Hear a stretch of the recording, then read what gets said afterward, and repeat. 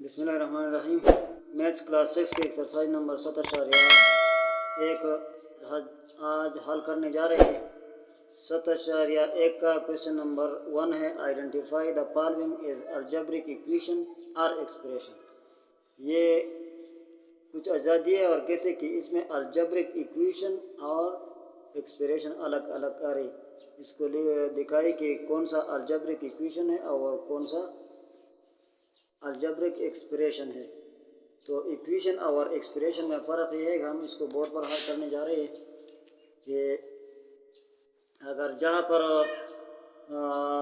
For example मिसाल के तौर पर x + y = 12, तो ये इक्वेशन है क्योंकि इसके बीच में इक्वल का साइन दिया और इसके बाद उसका प्रॉपर्टी ये x और y का प्रॉपर्टी मालूम किया गया है और यहाँ पर लिखा गया है। तो इसका मतलब है कि ये इक्वेशन है, यानी इसके दोनों साइड बराबर की गई है। मिसाल जैसा कि तराजू के दोनों साइड बराबर की जाती है। मिसाल के तौर पर अगर एक तराजू के एक पल्ले में कुछ रखा गया और दूसरे पल्ले में उसके मुताबिक जो जितना उसको करना है वो तोलने वाले ब्लॉक रखी गई, तो तराजू बराबर किया जाएगा, तो ये इक्वेशन हो जाएगा। और अगर तराजू के एक पल्ले में कुछ रखा जाए और उसके बराबर ब्लॉक दूसरे पल्ले में नहीं रखा जाए तो वो तराजू बराबर नहीं होगा।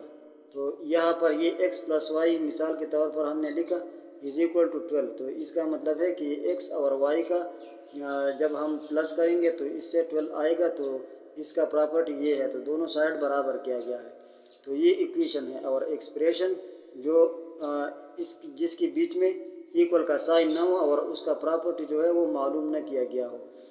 जैसा कि हम इसको ऐसा अगर लिखें x + y - a वगैरह वगैरह जो लिखे और यहाँ पर इसका प्रॉपर्टी इक्वल की दूसरे साइन में लिखे, तो इसका मतलब है कि ये सिर्फ एक्सप्रेशन है। तो अब हम इसको हल करते हैं। ये जुज नंबर ए है, 2x + 3y = 13। तो ये 2x और + 3y का प्रॉपर्टी मालूम किया गया है और इक्वल करके दूसरे साइड पर लिखा गया है, तो ये इक्वेशन है। तो हम इसको क्योंकि से रिप्रेजेंट करेंगे। इसी तरह पर 5x = 3y, तो इसका भी प्रॉपर्टी मालूम किया गया है और इक्वल करके दूसरे साइड पर दिया गया है, तो ये भी इक्वेशन है। इसी तरह पर ये सी नंबर है, n + n = mc², तो ये भी इक्वेशन है। जिसमें इक्वल का साइन हो तो वो इक्वेशन होगा। इसी तरह पर डी नंबर है 6x - 3y, तो अब ये इक्वेशन नहीं है क्योंकि इसमें इक्वल साइन करके उसका प्रॉपर्टी नहीं दिया गया है, तो अब ये एक्सप्रेशन है। जितने भी टर्म हो, 2 हो, 3 हो, 4 हो, तो वो अगर जब तक उसकी प्रॉपर्टी उसकी इक्वल साइन की दूसरी साइड ना हो तो वो एक्सप्रेशन होगा, इक्वेशन नहीं होगा। तो हम इसको EX से जाहिर करेंगे। तो ये डी नंबर जो है ये अलजेब्रिक एक्सप्रेशन हो गया, ये इक्वेशन नहीं है। इसी तरह पर ई नंबर 10b + 4 = 14, तो ये भी इक्वेशन है। इसी तरह पर एफ नंबर है 8x + 9y, तो ये अब एक्सप्रेशन है, ये अलजेब्रिक एक्सप्रेशन है। EX से हम इसको रिप्रेजेंट करेंगे। इस तरह पर जी नंबर 3s + 4t, तो ये भी एक्सप्रेशन है। तो एक्सप्रेशन को आपने जान लिया कि हर वो जिसका प्रॉपर्टी उसकी इक्वल साइन की दूसरी साइड पर ना हो और सिर्फ टर्म दिया गया हो तो वो एक्सप्रेशन होगा, और जिस अलजेब्रिक एक्सप्रेशन के साथ उसके राइट साइड पर इक्वल साइन करके उसका प्रॉपर्टी दिया गया हो तो वो इक्वेशन होगा। अब ये h नंबर है x² + 3x = 45, तो ये अब इक्वेशन है। इसका प्रॉपर्टी मालूम किया गया है और इक्वल साइन की दूसरी साइड दिया गया है, तो हम इसको EQ के साथ रिप्रेजेंट करेंगे।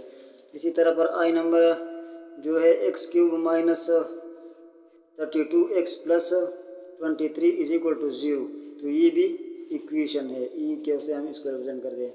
इसी तरह पर जे नंबर x³ + y³ - 3xy = 42, तो ये भी इसमें इक्वल साइन है, तो ये भी इक्वेशन है। तो ये इसमें डी नंबर जो है ये एक्सप्रेशन है और इसमें एफ नंबर जो है ये एक्सप्रेशन है और जी नंबर जो है ये एक्सप्रेशन है। इसमें इक्वल साइन करके प्रॉपर्टी नहीं दिया गया और बाकी जो है इक्वल साइन करके जो राइट साइड पर प्रॉपर्टी दिया गया है तो इसका हासिल दिया गया है, तो इसलिए ये सारी ये इक्वेशन है।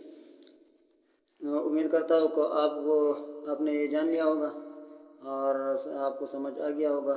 अगर समझ आ गया है तो वीडियो को लाइक और शेयर करें और चैनल को सब्सक्राइब करें अगर चैनल पर नए हैं तो। Thank you for watching. अगले इंशाल्लाह दूसरे दिन पढ़ेंगे।